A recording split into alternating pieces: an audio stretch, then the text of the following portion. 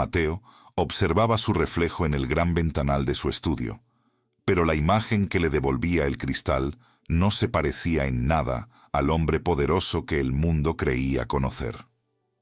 A sus 40 años, poseía una fortuna envidiable, una mansión que despertaba suspiros y el respeto de la élite empresarial, pero sus ojos, hundidos y rodeados por ojeras violáceas, contaban una historia de absoluta miseria.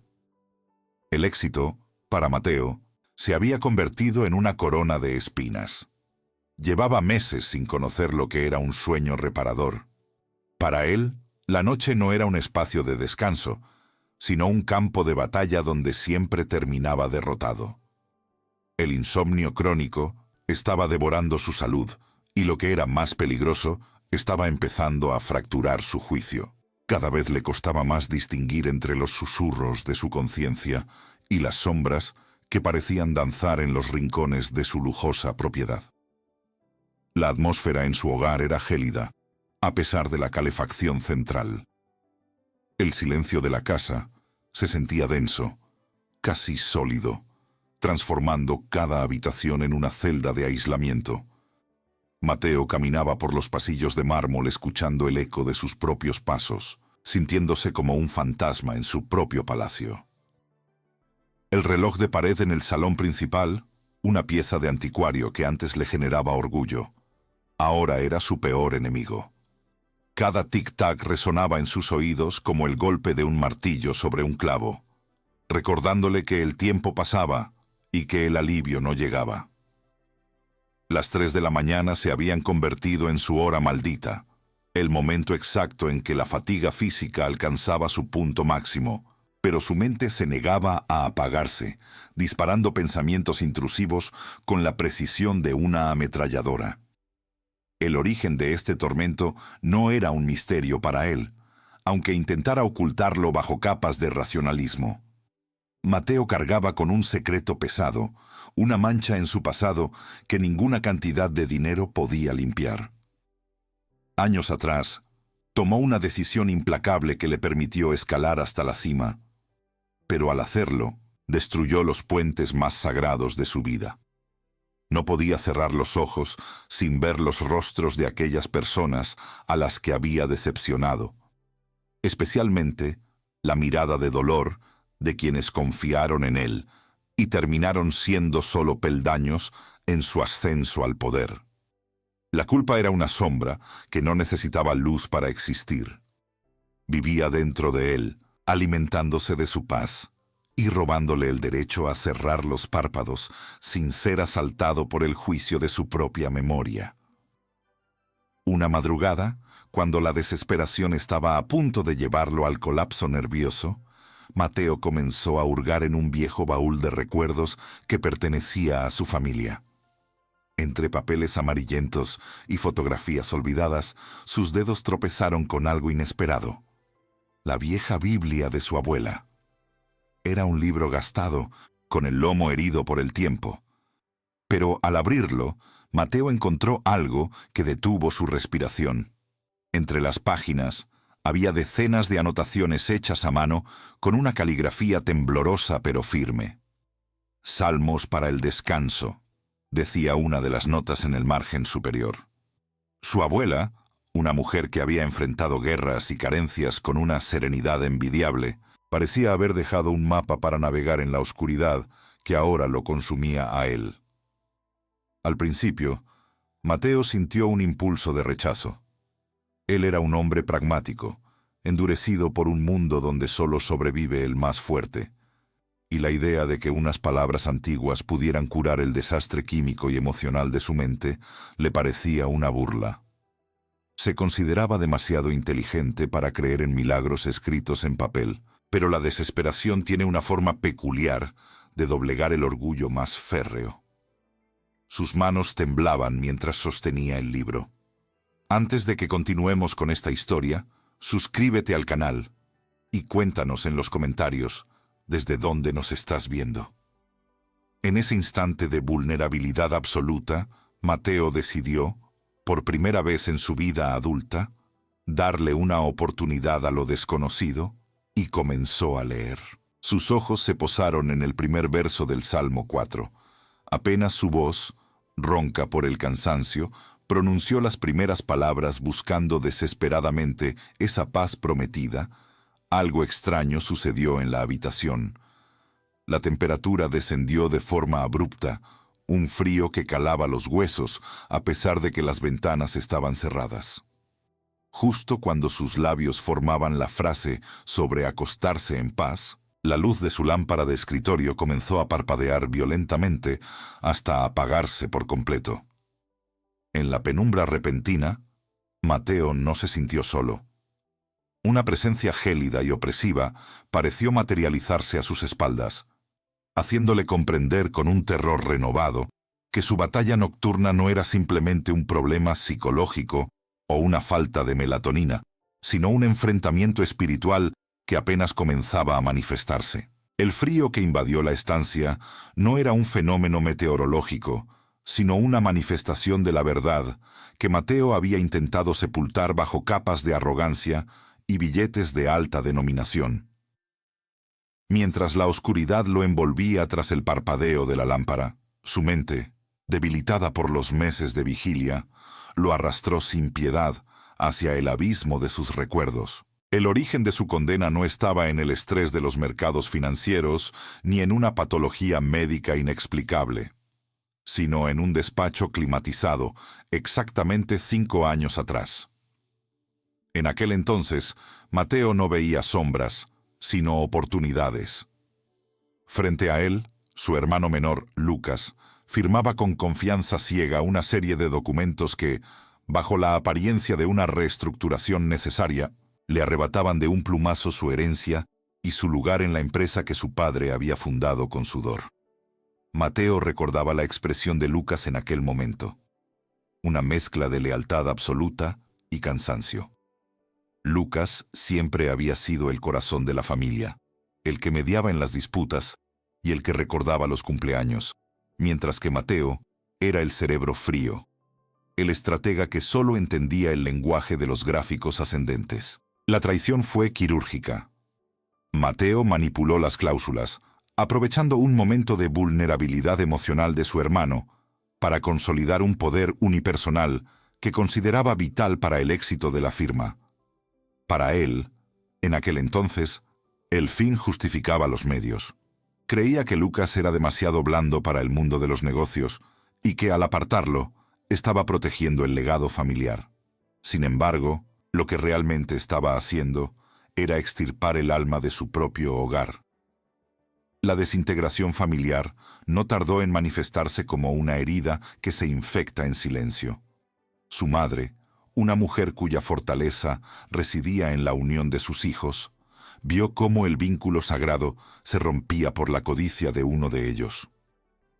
Mateo recordaba sus ojos, antes llenos de una luz cálida, transformándose en espejos de una tristeza infinita. Ella no necesitaba balances contables para saber que su hijo mayor había cometido un pecado de soberbia. A pesar de los intentos de Mateo por comprar su perdón con lujos y comodidades, ella se fue alejando, refugiándose en la oración y en la compañía del desterrado Lucas. La traición de Mateo no solo alejó a su hermano, sino que cavó una fosa entre él y el amor incondicional que lo había sostenido desde la cuna. La primera noche que Mateo no pudo conciliar el sueño, coincidió exactamente con el día en que Lucas, tras descubrir la magnitud de la estafa, empacó sus pocas pertenencias y abandonó la ciudad sin decir una sola palabra.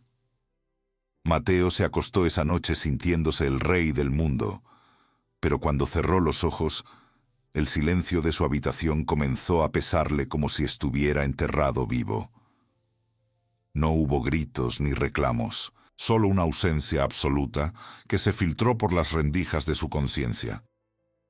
Desde entonces, el sueño huyó de él como si fuera un animal asustado por un depredador. Al principio pensó que era una agitación pasajera, un efecto colateral de la adrenalina del poder, pero los días se convirtieron en semanas y las semanas en años de una vigilia agotadora. Buscó soluciones en los lugares más caros y prestigiosos. Visitó a los mejores neurólogos de Europa. Durmió en clínicas de sueño de alta tecnología, donde lo conectaron a máquinas que monitoreaban cada latido de su corazón. Y consumió cócteles de fármacos que prometían un descanso profundo. Pero las pastillas solo lograban dormir su cuerpo, dejando su mente despierta, atrapada en un limbo gris, donde los rostros de su madre y de Lucas aparecían como jueces silenciosos. Probó rituales costosos, meditación guiada por expertos internacionales y aceites esenciales traídos de tierras lejanas, pero nada podía acallar el grito sordo de su propia alma. Su riqueza, que antes parecía una fortaleza inexpugnable, ahora se revelaba como una prisión de oro donde el aire empezaba a escasear. De vuelta al presente, en la penumbra de su estudio, Mateo sintió el peso de la Biblia de su abuela sobre sus rodillas. Sus dedos rozaron las páginas amarillentas, buscando desesperadamente un asidero en medio del naufragio. Con la voz entrecortada, volvió a leer aquel verso que parecía quemar el papel. En paz me acostaré, y asimismo dormiré. Al pronunciar esas palabras, una punzada de dolor físico le atravesó el pecho, un recordatorio agudo de la paz que había sacrificado en el altar de su ambición. La promesa del Salmo se sentía como una tierra prometida a la que ya no tenía derecho a entrar. El arrepentimiento, ese sentimiento que había evitado durante 5 largos años, comenzó a brotar como un manantial de agua amarga, inundando su resistencia. Cerró los ojos por un instante, agotado por la lucha emocional, y en ese vacío de luz, el aire a su alrededor pareció vibrar con una frecuencia conocida. No fue un ruido exterior, sino un susurro que emergió desde lo más profundo de su memoria auditiva, una voz que reconoció al instante a pesar de los años de silencio. Era la voz de su madre, suave y rítmica, como cuando le cantaba para calmar sus pesadillas infantiles. Ella no estaba allí físicamente, pero su tono era tan claro que Mateo sintió el roce de una caricia en su alma. Ella no le reprochaba nada, simplemente recitaba con una paz sobrenatural las palabras de un salmo específico, el Salmo 91, aquel que Mateo creía haber borrado de su mente junto con el resto de su fe, pero que ahora regresaba para recordarle que no hay lugar tan oscuro donde la misericordia no pueda llegar. Mateo sentía que el suelo bajo sus pies se convertía en una superficie de arena movediza, traicionera y profunda. Las alucinaciones, producto de semanas sin un sueño reparador, comenzaron a filtrarse en su realidad cotidiana como manchas de tinta negra en un vaso de agua clara.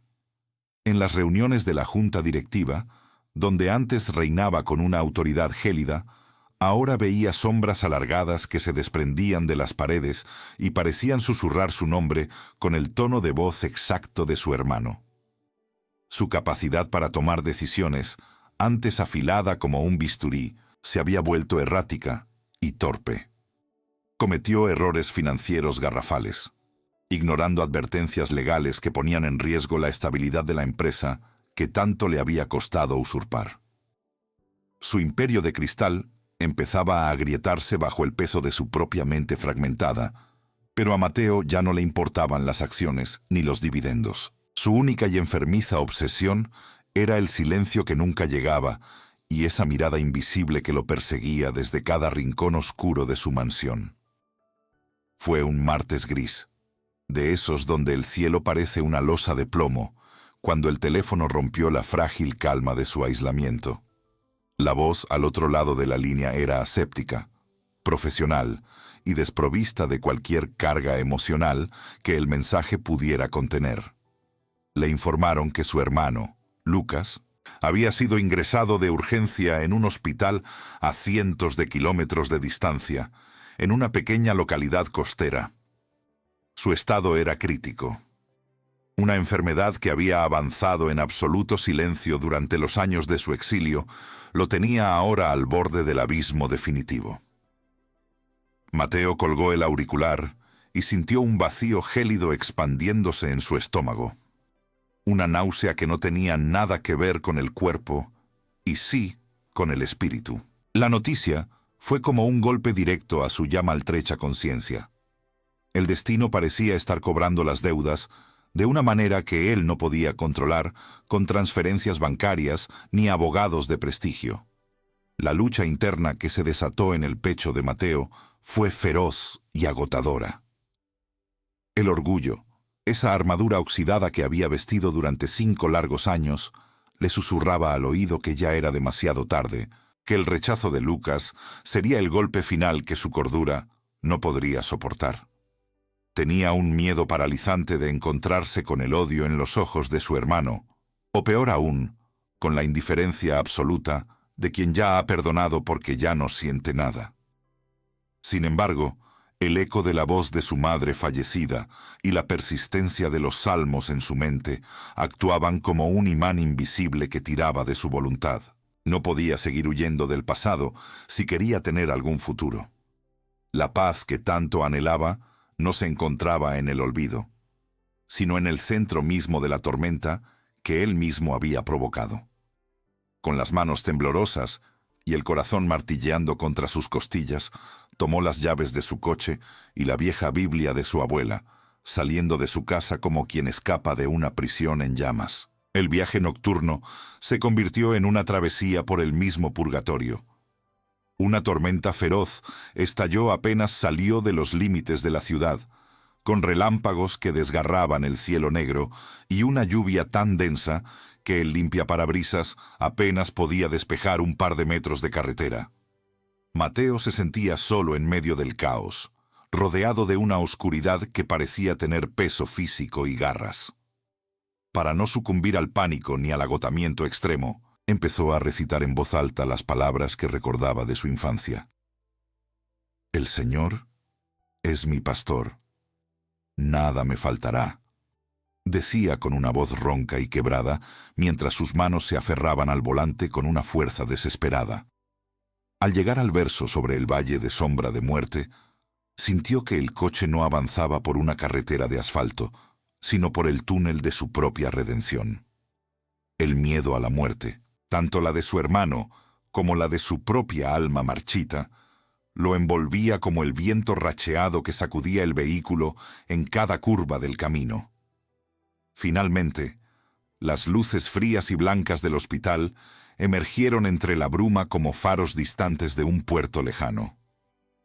Mateo entró en el vestíbulo empapado, con la respiración entrecortada y los ojos enrojecidos por la vigilia y las lágrimas contenidas durante años. El ambiente estéril del hospital, con su olor penetrante a desinfectante y su silencio artificial, le resultó asfixiante. Tras identificarse con voz vacilante ante la recepción, una enfermera lo guió por pasillos infinitos hacia la unidad de cuidados intensivos. Cada paso sobre el suelo de linóleo era una confesión, cada latido una súplica silenciosa.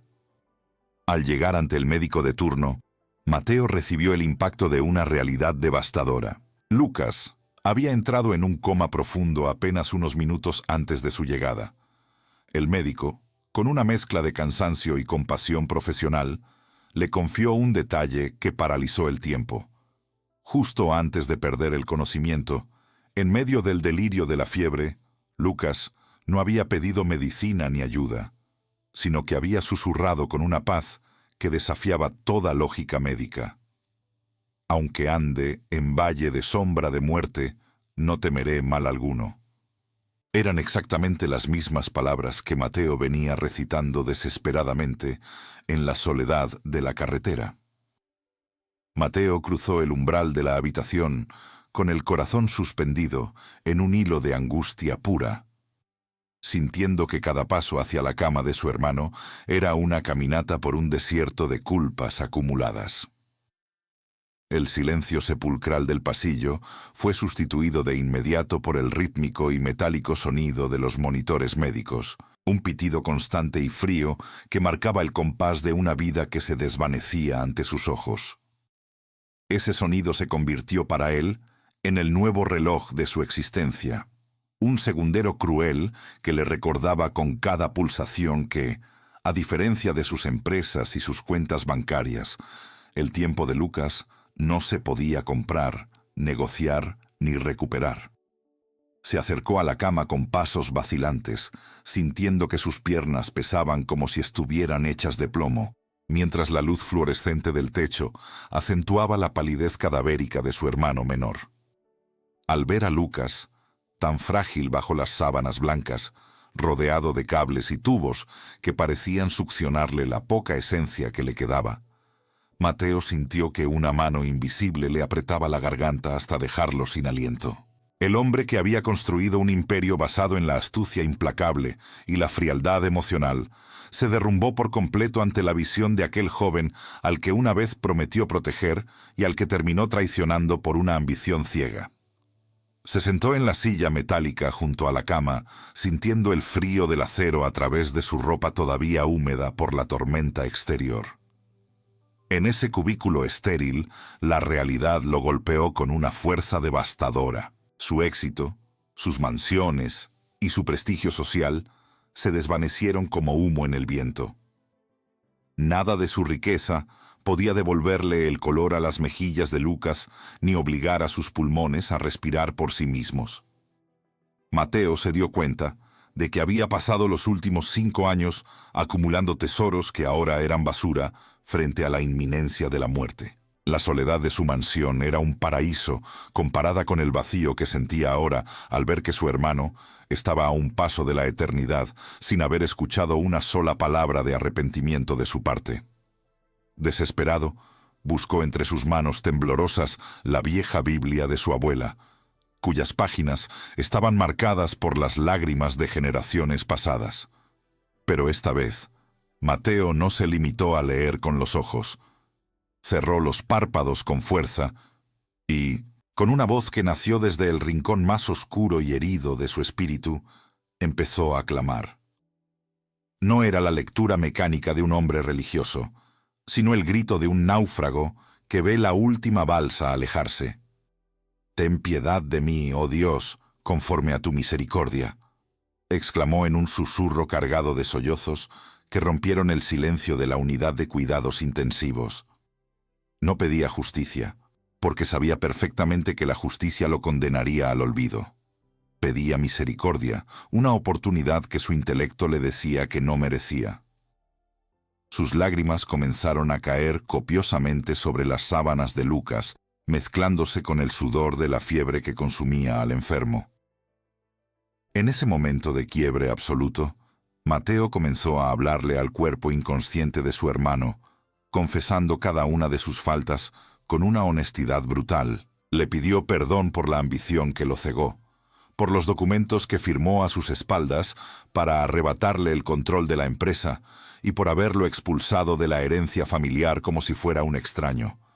Soltó cada secreto, cada mentira y cada resentimiento que había guardado como un veneno negro durante media década.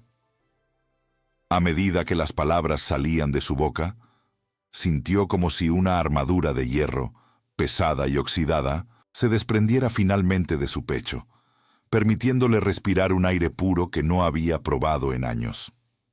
La confesión fue el bálsamo necesario para que su alma empezara a sanar, liberando la carga que le impedía cerrar los ojos por las noches. Buscando un ancla espiritual definitiva, Mateo cambió su lectura hacia el Salmo 121, recitándolo con una fe que empezaba a arder como una pequeña hoguera en medio de la ventisca. «Alzaré mis ojos a los montes. ¿De dónde vendrá mi socorro?», susurró, mientras una extraña calidez comenzaba a invadir la habitación. El frío hospitalario pareció disiparse, sustituido por una presencia reconfortante que envolvía el ambiente. «No se adormecerá el que te guarda», continuó, sintiendo que esa promesa no era solo para Lucas, sino para su propia mente atormentada. Justo cuando pronunciaba los versos sobre la protección divina, Mateo sintió un espasmo repentino en la cama. Los dedos de Lucas, delgados y pálidos, se cerraron con una fuerza inesperada alrededor de la mano de Mateo. El corazón de Mateo dio un vuelco violento de esperanza, pero la paz fue interrumpida por el sonido estridente y caótico de las alarmas del monitor cardíaco. Las luces rojas empezaron a girar en el pasillo y, en un parpadeo, un equipo de médicos irrumpió en la habitación con expresiones de alarma máxima, apartando a Mateo con brusquedad mientras iniciaban maniobras de emergencia que sumieron todo en un torbellino de pánico. Mateo se quedó petrificado en el pasillo mientras las puertas de la unidad de cuidados intensivos se cerraban de golpe, separándolo bruscamente de su hermano. El eco de las alarmas médicas todavía resonaba en sus oídos como una sentencia, mezclándose con el latido frenético de su corazón. El silencio que siguió fue insoportable, un vacío glacial que parecía burlarse de su frágil esperanza. En ese corredor estéril, iluminado por luces que parpadeaban con frialdad, Mateo se sintió más vulnerable de lo que jamás había estado en sus años de éxito. El pánico comenzó a filtrarse por sus venas como un veneno. La sombra de la culpa, que creía haber disipado con su confesión, regresó con una fuerza renovada y destructiva. Empezó a caminar por el linóleo con las manos temblorosas. Sus pensamientos eran un torbellino de acusaciones crueles. Se convenció de que el movimiento de la mano de Lucas no había sido una señal de vida, sino un último adiós, y que el caos médico era el castigo de una divinidad que no aceptaba arrepentimientos tardíos. Dios me lo está arrebatando justo ahora, pensó con amargura, precisamente cuando por fin me atreví a pedir perdón. La idea de que su redención llegaba demasiado tarde lo golpeó como un mazo, dejándolo sin aliento. Se imaginó regresando a su mansión vacía, cargando con el peso eterno de un silencio que nunca más podría romper. En medio de esa agonía, Mateo se detuvo frente a una ventana. La lluvia seguía golpeando el cristal, pero las nubes empezaban a dispersarse, dejando ver fragmentos de un cielo sereno. Fue entonces cuando emergió la voz de su madre en su memoria. Recordó una de las anotaciones que ella había hecho en su Biblia. La paz no es la ausencia de la tormenta, sino la presencia de Dios en medio de ella. Mateo cerró los ojos y dejó de luchar contra las circunstancias. Entendió que su intento de dominar el resultado, de exigir que Lucas viviera como condición para su fe, era solo otra forma de su antigua arrogancia.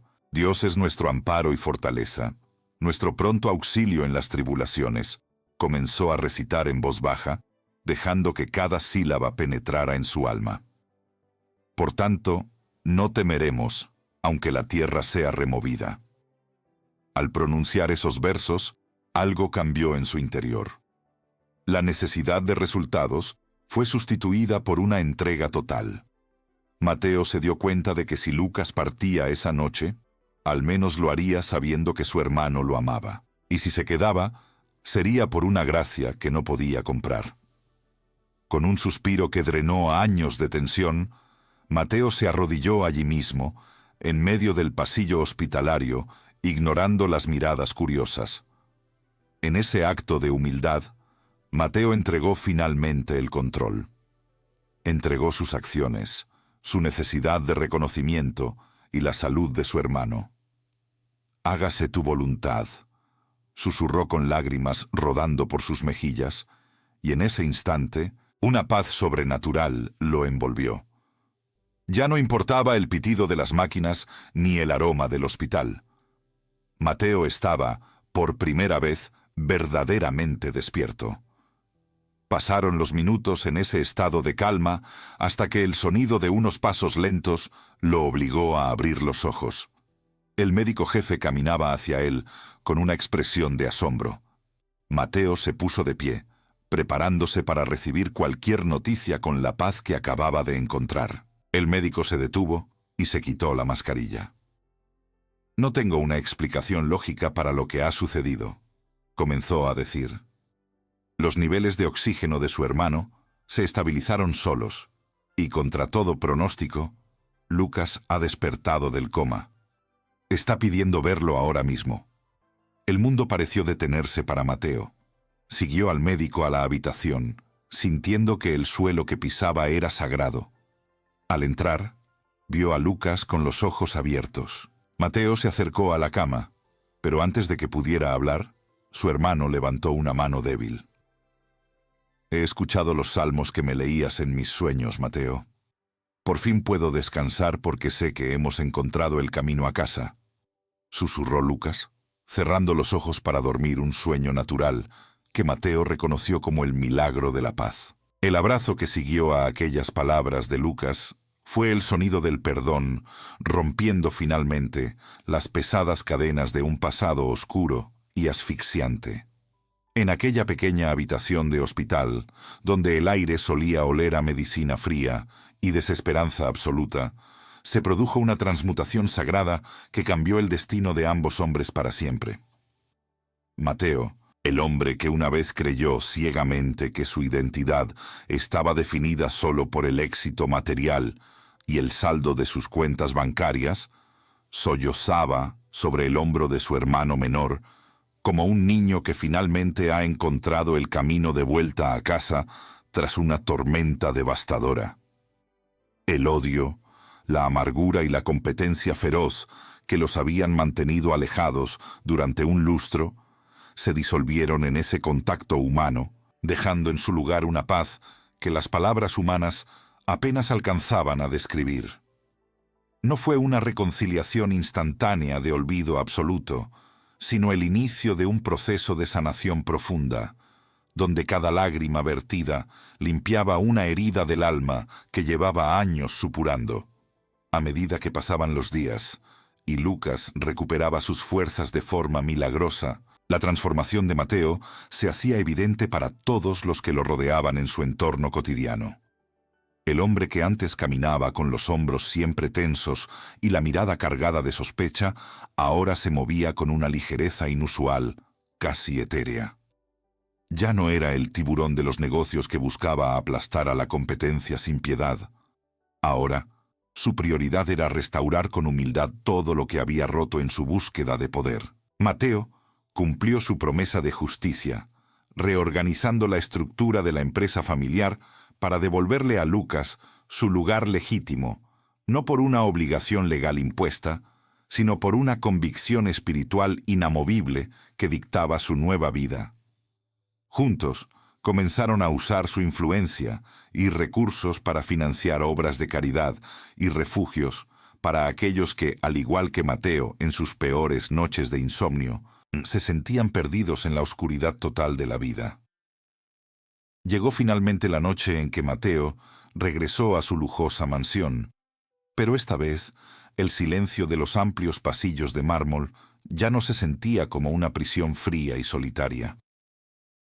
Al entrar en su habitación principal, el enorme ventanal que antes le servía para vigilar su imperio con arrogancia, ahora le ofrecía una vista pacífica de las estrellas que brillaban en el firmamento. Se acercó a su mesita de noche y tomó con respeto la vieja Biblia de su abuela, aquella que había sido el faro inesperado en su naufragio mental. Con manos tranquilas y el corazón en calma, la abrió en las páginas gastadas por el tiempo y leyó una vez más el Salmo 4, sintiendo que cada palabra grabada era una caricia directa para su mente que ya no buscaba batallas. Se recostó en las sábanas de seda que tantas noches habían sido testigos mudos de su agonía, pero esta vez no hubo vueltas interminables ni pensamientos intrusivos que lo atormentaran. Recitó en voz baja, con una voz llena de seguridad: «En paz me acostaré, y asimismo dormiré, porque solo tú, Jehová, me haces vivir confiado». En ese instante preciso, sintió cómo una oleada de calma sobrenatural descendía sobre él, apagando hasta el último rastro de su antigua ansiedad. No necesitó pastillas químicas, ni ruidos blancos, ni rituales costosos para engañar al cerebro. Por primera vez en 5 largos años, los ojos de Mateo se cerraron con la suavidad de un pétalo al anochecer. Se hundió en un sueño profundo y reparador. Un descanso que no era solo para el cuerpo físico, sino un regalo divino para un espíritu que finalmente estaba en paz con Dios, con su hermano y consigo mismo. Esta historia no es solo el relato de un hombre que recuperó el sueño perdido, sino un recordatorio poderoso para todo aquel que esta noche se siente abrumado por el peso insoportable de la vida. La palabra de Dios no es un conjunto de versos antiguos sin vida, sino un bálsamo activo que tiene el poder real de restaurar los corazones más endurecidos y de calmar las mentes más turbulentas que vagan en la noche. Si tú, que escuchas estas palabras ahora mismo, estás pasando por un valle de sombras, o si la culpa no te permite cerrar los ojos con tranquilidad, recuerda que no estás solo en tu batalla. Existe un refugio eterno en los Salmos, una fuente de descanso genuino que el mundo exterior no puede ofrecer y que todo el dinero del planeta no puede comprar. Te invito hoy, antes de que el cansancio te venza o la angustia te asalte de nuevo, a que busques un momento de silencio absoluto. Abre tu corazón y permite que las promesas eternas de las Escrituras se conviertan en tu propia oración personal. Memoriza un verso, susúrralo en la oscuridad de tu habitación y confía plenamente en que aquel que guarda tu vida no se adormecerá ni dormirá mientras cuida de ti con amor infinito. Deja que tu alma se rinda finalmente ante la soberanía de aquel que tiene el control de todas las cosas visibles e invisibles. Que esta noche, mientras el mundo se queda en silencio, puedas experimentar la misma paz milagrosa que transformó la vida de Mateo. Que el Señor bendiga tu descanso, que sus ángeles poderosos acampen alrededor de tu cama y que despiertes mañana con la fuerza renovada de quien ha reposado verdaderamente en los brazos del Creador. Recuerda siempre que, sin importar cuán larga o negra parezca la noche en tu corazón, la luz de su verdad siempre está dispuesta a guiarte hacia el reposo eterno. Que la paz de Dios, que sobrepasa todo entendimiento humano, guarde tu corazón y tus pensamientos en esta noche y para siempre. Amén.